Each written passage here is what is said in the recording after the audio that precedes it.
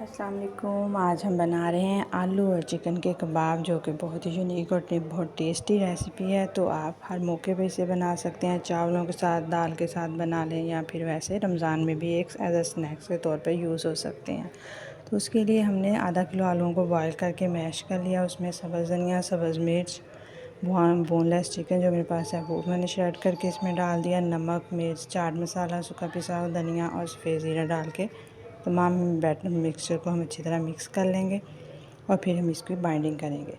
تو آپ چاہیں تو کوئی بھی شیپ دے سکتے ہیں، کباب کی شیپ دے لیں، بال بنا لیں، یا رول کی شیپ دے لیں، یا آپ پہ ڈپینڈ کرتا ہے کیسی آپ کو اچھی لگتی ہے۔ تو ہم ان کو کباب کی شیپ دیں گے۔ تو کباب ریڈی کر کے رکھتے ہیں، اس کے بعد ہم ان کو انڈے کے اندر ڈپ کر کے تو شیلو فرائی کریں گے۔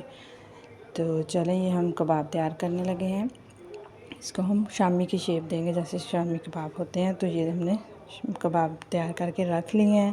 اب ہم ان کو انڈے کے اندر ڈپ کریں گے اور فرائی کر لیں گے۔ آپ کی مرضی ہے، اگر آپ انڈے کے بعد اس کے اوپر بریڈ کرم کی ٹاپنگ بھی کرنا چاہیں تو وہ آپ کی چوائس ہے، اسے بھی بہت کرسپی بنتے ہیں۔ تو یہ ہم فرائی کر رہے ہیں، اب ہم اسے ڈش آؤٹ کریں گے۔ لیں جی اس کی فائنل لک